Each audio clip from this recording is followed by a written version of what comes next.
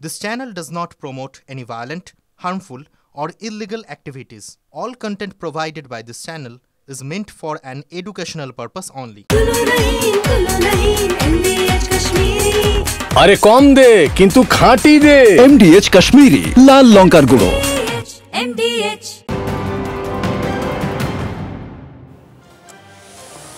নমস্কার, দেখছেন TV9 Bangla. Bengal breaking নিয়ে আপনাদের সঙ্গে আমি অনির্বাণ, আর আমার সঙ্গে রয়েছে শর্মিষ্ঠা। অনির্বাণ, আজকে 7টা ইস্যু আমরা বরং দর্শকদের সরাসরি দেখিয়ে দিই। পিসিআর কে বলবো বিগ বলে প্লে করতে। আজকে বেঙ্গল ব্রেকিং এর 7টা ইস্যু। প্রথম ইস্যু, ভুয়ো যখন সরকারি। এদিকে বলছি ভুয়ো, আবার বলছি সরকারি। কি করে হয়? সরকারি অথচ ভুয়ো। বলবো আপনাদের নেতা বেছে প্রতিবাদ। হ্যাঁ, এই প্রতিবাদ যখন রাজনৈতিক লোকেরা করেন তখন একটা মানে বোঝা যায়, তারা বেছে বেছে নিজের দলকে বাঁচিয়ে করেন। কিন্তু যখন উর্দিধারীদের পরিবারের কেউ করেন তখন সে কথা বলবো আপনাদের। আজকে তৃতীয় বিষয় সিভিক শিক্ষক। হ্যাঁ, আমরা সিভিক পুলিশ দেখেছি, সিভিক শিক্ষক মানে সিভিক পুলিশেরও তো তাও টাকা থাকে, কিন্তু এই সিভিক শিক্ষকদের তাদের কি টাকা রোজগারের কোনো পথ রয়েছে, না শুধুমাত্র স্বেচ্ছাশ্রম? জানাবো কোথায়, কেন, কিভাবে করছে। রয়েছে মুরগিতে কেস জন্ডিস। এমনিতে মুরগির মাংসের উপর অনেকটাই আমাদের ডিপেন্ড করতে হয় বাঙালিকে। আজকাল মাছের দর তো আকাশ ছোঁয়া, অথচ সেই মুরগির দিকেই এমন আঙুল উঠছে কেন? কেস জন্ডিস কি করে বলবো আপনাদের। সেটিংয়ে কার কল্যাণ। সেটিং শব্দটা বাংলা রাজনীতিতে খুব পরিচিত। গত 10, 11, 12, 15 বছর ধরে বারে বারে ফিরে ফিরে আসে, কিন্তু এবার হঠাৎ কল্যাণের সঙ্গে সেটিং কেন বলবো আপনাদের। পরের ইস্যু, পা ডুবিয়ে পড়াশোনা। হ্যাঁ, বৃষ্টিটা একটু হলেও কমেছে, কিন্তু জল তো এখনো পর্যন্ত নামেনি। ইচ্ছামতির জল স্কুলে ঢুকে গিয়েছে, আর পড়াশোনা তা তো বন্ধ রাখলে চলবে না, কারণ বছর নষ্ট হয়ে যাবে। তাই পা ডুবিয়ে পড়াশোনা করতে বাধ্য হচ্ছেন পড়ুয়ারা। কিন্তু কোথায়, কেন, এখনো পর্যন্ত কারো নজর পড়লো না, জানাবো। পরের ইস্যু, নির্দোষ ভাঙচুর। নির্দোষ ভাঙচুর, মালদার গাজলের ঘটনা। কংগ্রেস পরিচালিত পঞ্চায়েত বলে তৃণমূল কিভাবে সেখানে গিয়ে তাণ্ডব চালালো সেই খবর আপনাদের সামনে তুলে ধরলাম। তবে সবার প্রথমে কোন দিকে নজর রাখবো অনির্বাণ? শুরুতেই নজর রাখবো ওই যেটা বলছিলাম, ভুয়ো কিন্তু সরকারি। বলো না। একদম, রাজ্য সরকারি সংস্থাতেও ডিরেক্টর বিভাস অধিকারী। সেই গুণধর বিভাস অধিকারী কথা নিশ্চয়ই আপনাদের মনে আছে। সরকারি সংস্থার ডিরেক্টর পদে তার নাম জলজল করছে, সেই তো ভুয়ো থানার ওসি। TV9 বাংলার হাতে সেই সরকারি নথিও এসে পৌঁছেছে। নিয়োগ দুর্নীতিতে নাম জড়ানোর পরও রাজ্য সরকারি সংস্থায় পদেই রয়েছেন বিভাস। কিভাবে? শাসক মদতের অভিযোগ তো আছেই, জালিয়াত বিভাস অধিকারীর সঙ্গে নাম জড়িয়েছে এবার বিজেপি নেতা তথা প্রাক্তন IPS অফিসারেরও। ভুয়ো থানা খুলে চলছিল জালিয়াতির কারবার।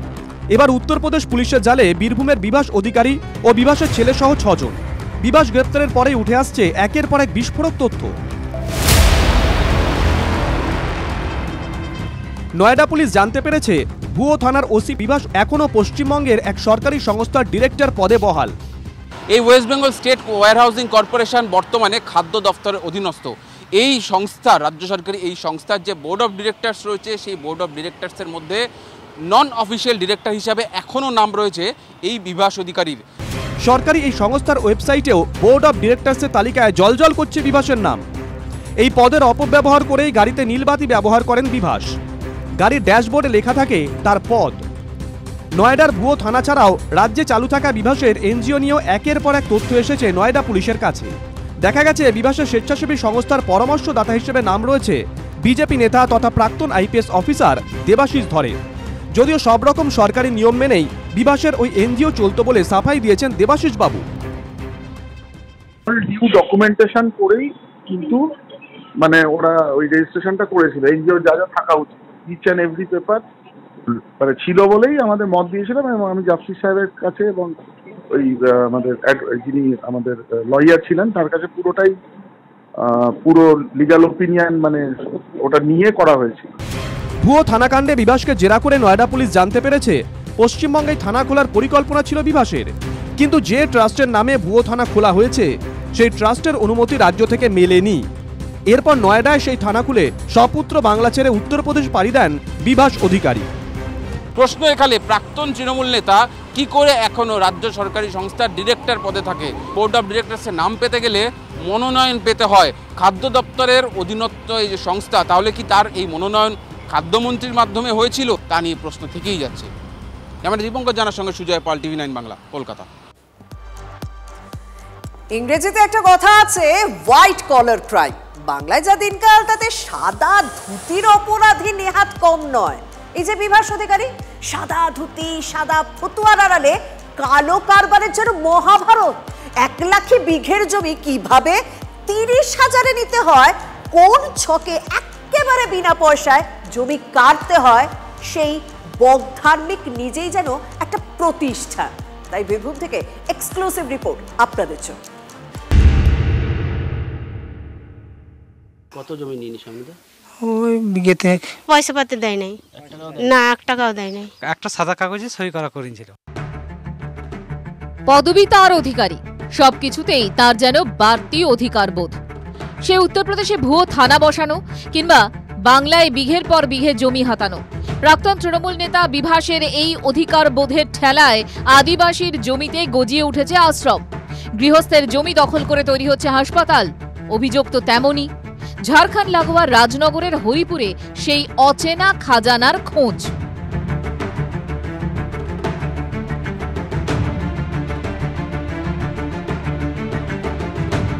প্রায় 400 থেকে 450 বিঘা জমির উপর বিভাস অধিকারীর এই সাম্রাজ্য। একদিকে তিনি গড়ে তুলেছেন একটি আশ্রম, সেই আশ্রম তৈরি হয়েছে কয়েক কোটি টাকা মূল্যে। পাশাপাশি তৈরি করা হচ্ছে এদিকে হাসপাতাল। সই করে দেখছে, বলছে আপনার জমি 5 বিঘে জমি ছিল টোটাল, 2 বিঘে বুঝবো বলে 5 বিঘাটা দেখছে আপনার সই হয়ে গেছে, আপনি 2 বিক্রি করে দিয়েছেন। অভিযোগ ছলে বলে কৌশলে হরিপুর গ্রামে প্রায় 350 বিঘে জমি হাতিয়ে নেয় বিভাস অধিকারী। কাউকে ভয় দেখিয়ে জমি কেড়ে নেওয়া হয়, কারো থেকে বাজার দরের অনেক কম দামে জমি কেনা হয় বলেও অভিযোগ। গরিব মানুষের যে মানে কম রেটে জায়গাগুলো সব কিনেছে, 30,000, 40,000, 35,000, যার কাছে যেমন ভাবে। বলছে তো জমি নাই তোমাদের এখানে, ডকুমেন্ট কি আছে? ডকুমেন্ট থাকবে তো, কাগজটা থাকবে তো। কিন্তু আপনাদের কাছ থেকে জোর করে নিয়ে শুধু তো জমি দখল নয়, বিভাসের সাম্রাজ্য তৈরিতে কার্যত পাশে থেকেছে প্রশাসন। স্থানীয় পঞ্চায়েতের টাকায় বিতর্কিত জমিতে করে দেওয়া হয়েছে রাস্তা। সাংসদ তহবিলের অর্থে হাই মাস্ট ল্যাম্প। অভিযোগ 2019-এর পর থেকে আস্তে আস্তে জমি হাঙর হয়ে ওঠে বিভাস অধিকারী। নলহাটি পেরিয়ে যে সাম্রাজ্য এগিয়ে চলে রাজনগরে। বীরভূম থেকে হিমাদ্রি মণ্ডলের রিপোর্ট, TV9 বাংলা। কমিশনের নির্দেশ মানেনি রাজ্য। এবার মুখ্য সচিবকে তাই তলব জাতীয় নির্বাচন কমিশনের। কাল বিকেল 5টার মধ্যে জাতীয় নির্বাচন কমিশনের তলব মুখ্য সচিবকে। ভোটার তালিকায় কারচুপির অভিযোগ 4 অফিসারকে সাসপেন্ড করে FIR এর সুপারিশ করেছিল নির্বাচন কমিশন, কিন্তু সেই সুপারিশ মানেনি রাজ্য।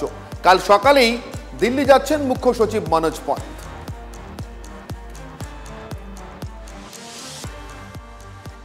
প্রশাসনের রাজনীতিকরণ সম্পূর্ণ হয়ে গেছে পশ্চিমবঙ্গে। কার্যত তৃণমূল কংগ্রেস এবং তৃণমূল কংগ্রেসের সরকার দুটোর মধ্যে কোনো পার্থক্য নেই। সাংবিধানিক সংস্থার বিরুদ্ধে, নির্বাচন কমিশনের বিরুদ্ধে তারা যুদ্ধ ঘোষণা করেছে। তৃণমূল কংগ্রেস স্বাভাবিক রাজনৈতিক মৃত্যুর দিকে যখন এগিয়ে যাচ্ছে, ওদের পথটা আরো মসৃণ করে দেওয়া দরকার। এরা কেন শহীদ হতে চাইছে? উত্তর দেবেন, যেই ভোট চুরি করুক রাজ্য আর কেন্দ্র, তার আমরা বিরোধী। প্রশাসনিক আধিকারিকরা রাজনীতির নেতাদের দ্বারা যদি কথায় কথায় উদ্বোস করতে হয়, তাহলে প্রশাসনিক নিরপেক্ষতা বলে দেশে কিছু থাকে না। আচরণবিধি লাগু হওয়ার অনেক আগে বিজেপির নির্দেশে জাতীয় নির্বাচন কমিশন এখতিয়ার বহির্ভূত অতি সক্রিয়তা দেখাচ্ছে কিনা সেটা নিয়েও খতিয়ে দেখার প্রয়োজন রয়েছে। মুখ্য সচিবকে কমিশনের তলব, আধিকারিকদের অভয় বার্তা দিচ্ছেন তখন মুখ্যমন্ত্রী। অসম থেকে আমাদের নোটিশ পাঠাচ্ছে, আপনাদের ভয় দেখানোর চেষ্টা হচ্ছে, ভয় পাবেন না, সরকার আপনাদের পাশে আছে বলছেন মুখ্যমন্ত্রী। নির্ভয় ভোটার তালিকার কাজ করতে বলছেন মুখ্যমন্ত্রী এবং একই সঙ্গে বলছেন ডেটা এন্ট্রি অপারেটররা কি কাজ করছেন সেদিকে নজর রাখুন।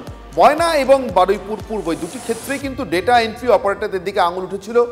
তারা কিভাবে কাজ করেছেন, তারা ইচ্ছাকৃতভাবে মৃত ভোটারের নাম রেখে দিয়েছেন কিনা, বাংলাদেশি ভোটারের নাম ঢুকিয়ে দিয়েছেন কিনা, ইত্যাদি ইত্যাদি অভিযোগ সামনে এসেছিল। যদিও তার উপরে থাকা বিএলওদের যে দায়িত্ব সেটা কখনোই অস্বীকার করা যায় না, কিন্তু তা সত্ত্বেও ডেটা এন্ট্রি অপারেটরদের কাজে নজর রাখতে বলছেন মুখ্যমন্ত্রী। কোনো ভুলভাল যেন না হয়। ডিএম, এসপি এবং সিপিদের সঙ্গে অর্থাৎ কমিশনারদের সঙ্গে আজকে বৈঠক ছিল মুখ্যমন্ত্রী, সেই বৈঠকে এই বার্তা মমতা বন্দ্যোপাধ্যায়ের।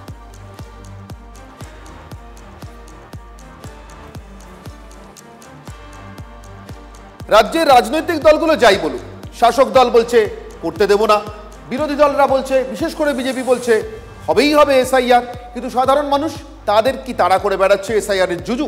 রাজ্যে এসআইআর হচ্ছে এটা ধরে নিয়ে এবার নিজেদের নথিপত্র গুছিয়ে নিতে রীতিমতো ময়দানে নেমে পড়েছে আমজনতা। জন্মের ডিজিটাল শংসাপত্র পেতে শিলিগুড়ি পুরসভায় আবেদনের 6 লাখ, বিপুল আবেদনের চাপ সামলাতে রীতিমতো হিমশিম খাচ্ছেন পুরকর্মীরা।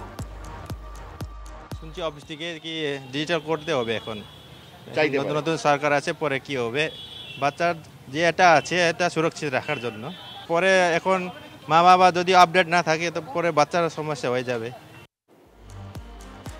আর এই নিয়ে রাজনৈতিক চাপানুতোর তুঙ্গে। তৃণমূল বলছে ভয় দেখাচ্ছে বিজেপি, অন্যদিকে বিজেপির দাবি ভারতীয়দের নাম কাটা যাবে না। অনেক মানুষকে ভয় দেখানো হচ্ছে, এটা তো অস্বীকার করার বিষয় নয়। যার জন্যই তো আমরা বিভিন্ন জায়গায় মিটিংয়ের মাধ্যমে প্রচার করছি। ভয় পাবেন না, যতদিন মাননীয় মুখ্যমন্ত্রী মমতা বন্দ্যোপাধ্যায় বাংলায় আছেন, তৃণমূল কংগ্রেস আছে, ততদিন কারোর ভয় পাওয়ার কিছু নাই। আর আমরা যখন পুর নিগমে আছি, কারোর কোনো একটি মানুষের ভোটার লিস্টের নাম বাদ দিতে কাউকে দেব না আমরা। এখানে তাদের ডকুমেন্টেশন ঠিক করছে, তারা নিজে ডিজিটালাইজেশন করছেন, কারণ বার্থ সার্টিফিকেট ডিজিটালাইজেশন করতে হয়। আর যাদের নেই তারা আবেদন করছেন, এগুলো করতেই হবে, কারণ মানুষ জেনে গেছেন রাজ্য সরকার বিভ্রান্ত করছে। কিন্তু আসার দিনে এসআইআর হবেই, ইলেকশন কমিশন প্রস্তুতি নিচ্ছে। কয়েক মাস আগে নদিয়ার ফুলিয়া, এবার মালদার গাজল। বিরোধী দলের হাতে কোনো পঞ্চায়েত বা পঞ্চায়েত সমিতি থাকলে শাসক দলের বোধহয় সহ্য হয় না, তাই নানা ছুতোয় অবাধে তাণ্ডব চালানো হয়। আর শাসক দল বলে কি ভাঙচুর বৈধ হয়ে যায়? আজকের গাজলের ছবিটা অন্তত সে প্রশ্ন তুলে দিচ্ছে। সোমবার দিল্লিতে তৃণমূল সহ বিরোধী নেতাদের বিরোধ।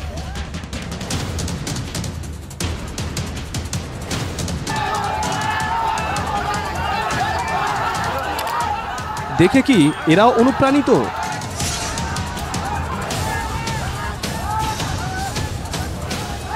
মালদার গাজলে ডেপুটেশনের নামে তৃণমূলের তাণ্ডব। বিরোধী জোট পরিচালিত পঞ্চায়েত অফিসের গেটে উঠে তর্জন গর্জন, ব্যাপক ভাঙচুর, দেদার ঢিলছোড়া, ঠিকাদারকে মারধরের অভিযোগ। তৃণমূল কর্মীরা মারমুখী মেজাজে, কাছেই ঘেঁষল না পুলিশ। বাইরে কিভাবে বিরোধী দলনেতা সহ ওনাদের গুন্ডা বাহিনী নিয়ে এসে দরজা ভাঙা থেকে শুরু করে পঞ্চায়েত থেকে ঢিল ছোড়া থেকে শুরু করে এবং রাস্তায় একজনকে পিটিয়ে মারছে। এই যে গেট ভেঙে ভেতরে ঢুকে গেল, কার ব্যর্থতা মনে করবেন? এটা প্রশাসন। আইসি সাহেবকে আমরা চিঠি করেছি, প্লাস ফোনেও কথা বলেছি। আমাকে বললো শান্তিপ্রিয়ভাবে ডেপুটেশন দেবে ওনারা, আপনারা শান্তিপ্রিয়ভাবে ডেপুটেশনটা সফল করবেন। গাজলের এই পঞ্চায়েতে তৃণমূলকে রুখতে কংগ্রেস আর বিজেপি হাত মিলিয়ে ভোট গড়ে। তাদের বিরুদ্ধেই বহিরাগতদের মদত দেওয়া, আগ্নেয়াস্ত্র মজুত করার মতন একাধিক অভিযোগ তুলেছে শাসক দল। প্রধান ম্যাডাম আলালগড় গ্রাম পঞ্চায়েতের মধ্যে গুন্ডা বাহিনী পিস্তল সমেত রেখেছে, তার জন্য আমরা প্রতিবাদ জানাচ্ছি, ধিক্কার প্রতিবাদ। প্রধান ম্যাডাম ওনাদের গুন্ডা বাহিনীকে নিয়ে অফিস স্টাফকে নিয়ে প্রচুর টাকা নয়ছয় করেছে। কে কি করলো কাজ আমাদের সাকসেস না হলে আমরা গাজল ব্লকে 1 নম্বরে আর ডিস্ট্রিক্টে 1 নম্বরে জায়গায় পৌঁছতে পারতাম না। টিভি9 বাংলায় অশান্তির খবর সম্প্রচারের পরে তৎপর হয় পুলিশ। তবে যেভাবে বিক্ষোভের নামে নিজেদের সরকারের সম্পত্তি ভাঙচুর করা হলো, সেটা কি এখনো টের পেয়েছে তৃণমূলের জেলা নেতৃত্ব? নাকি রাজ্যের সরকারি দল গাজলের ওই পঞ্চায়েতে বিরোধী বলে সরকার আর সরকারি সম্পত্তির সংজ্ঞাটাই বদলে যায়? মালদা থেকে সুব্রতোষ ভট্টাচার্যের রিপোর্ট, টিভি9 বাংলা। মালদার গাজলে তৃণমূলের তাণ্ডব দেখালাম, এবার বারাকপুর পুরসভার সামনে সিপিএম এর বিক্ষোভ দেখাবো। এলাকায় বেহাল রাস্তাঘাট, নিকাশি ব্যবস্থার অবস্থা একদম খারাপ। প্রতিবাদে পুরসভার গেটের সামনে বিক্ষোভ দেখালো সিপিআইএম। পাল্টা গেটের সামনে তৃণমূল কর্মীদের জয় বাংলা স্লোগানও চলল। দুপক্ষের স্লোগান পাল্টা স্লোগানে উত্তেজনার পারদও চলল। দুপক্ষকে সংযত করতে রীতিমতো হিমশিম খায় টিটাগড় থানা পুলিশ। বেহাল পুরো পরিষেবা, তার জন্য আমরা এখানে এসেছি। আর দেখেছেন তৃণমূল কি অসভ্যতা করছে। আসলে বেহাল পুরো পরিষেবা ওরা স্বীকার করে নিচ্ছে, ওরা আড়াল করে রাখতে চাইছে এই বেহাল পুরসভা পরিষেবা। আমরা চাইছি রাস্তাঘাটের উন্নতি, আমরা চাইছি পুকুর ভরাট বন্ধ, আমরা চাইছি এলাকায় দাঁড়িয়ে যেভাবে বেআইনি বহুতল হচ্ছে এটা বন্ধ হোক, এবং যেভাবে সুকান্ত সদনের পরিবেশ ধ্বংস করা হয়েছে সেই পরিবেশকে রক্ষা করা। 22 এপ্রিল পেহেলগাঁওয়ে জঙ্গি হামলার ঘটনা ঘটে। নাম পরিচয় জেনে হিন্দু বেছে বেছে নিরীহ পর্যটককে খুন করা হয়। কাশ্মীর মানে কি হয়? এই ছবিটাই তো ছড়িয়ে পড়েছিল দেশ জুড়ে। সফল অমরনাথ যাত্রা দেখিয়ে দিল চোখ বুজে কাশ্মীরে ভরসা রাখা যায়। উদ্বেগের পেহেলগাঁও পেরিয়েই তো অমরনাথে দেবদর্শন। লালচকে কোলাহল, ডাল লেকে শিকারা চালকদের হাঁকডাক, আবার হাত বাড়ালেই সেনা আধা সেনার কড়া নজর। 22 এপ্রিল ভেসরেনে হামলার ঠিক 2.5 মাস পর অমরনাথ যাত্রা। নিরাপত্তার বজ্র আটুনি কোথাও সাধারণ মানুষ বা পুণ্যার্থীদের স্বাভাবিক চলাফেরায় সে অর্থে বাধা হয়ে দাঁড়ায়নি। তাই তো সন্ত্রাসবাদীদের বুড়া আঙুল দেখিয়ে এবার 4,10,000 পুণ্যার্থী দর্শন করেন পবিত্র অমরনাথ গুহা। কাশ্মীরে ঝিমিয়ে পড়া পর্যটনে গতি আনলো এবারের অমরনাথ যাত্রা। এইসব ভয়কে জয় করেও আমরা অমরনাথে পাড়ি দিয়েছিলাম। অনেক সিকিউরিটি, অনেক নিরাপত্তা, কোনো অসুবিধা নেই কারণ। আর যত আমরা এই দিক থেকে কাশ্মীরে যাব, কাশ্মীর তত আমাদেরই হবে।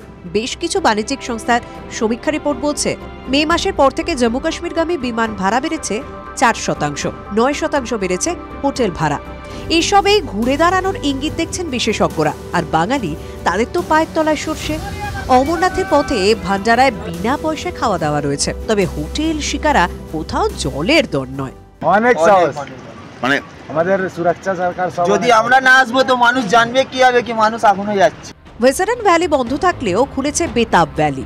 পেহেলগাঁওয়ে একের পর এক পার্কে আবার হয়েছে। তবে কি জঙ্গিদের জবাব দিতে অমরনাথ যাত্রায় হয়ে উঠল মিশন কাশ্মীর?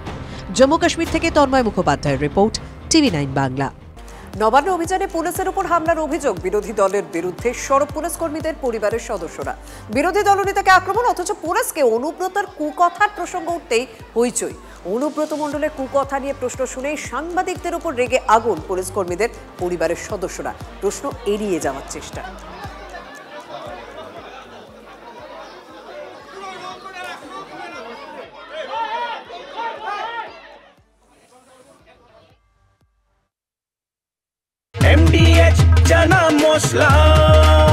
এখন ছোলা হোক বা বরবটি দানা, সাদা চানা হোক বা কালো, সব রান্নাই হবে অসাধারণ।